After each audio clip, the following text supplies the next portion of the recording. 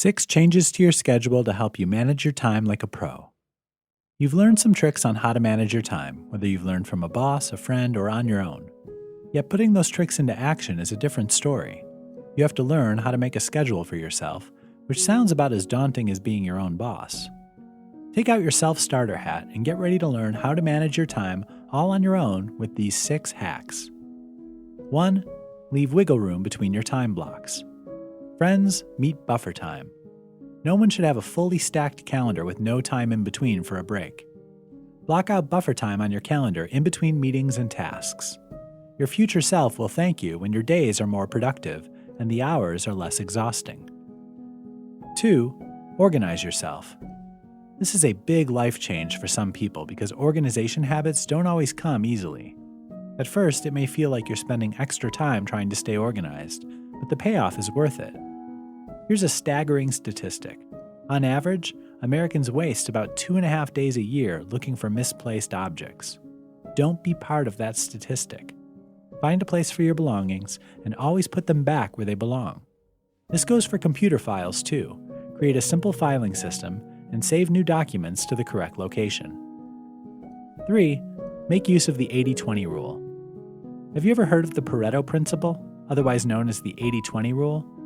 This principle says you can get 80% of the work done in 20% of the time. Similarly, 80% of the results come from 20% of the actions. It can be applied to many things in life, so it's a great concept to apply to your usage of time. Get in the habit of noticing what tasks get the most results. Spend more time on those actions and cut out some of the responsibilities that take up time but don't produce the outcomes you're looking for.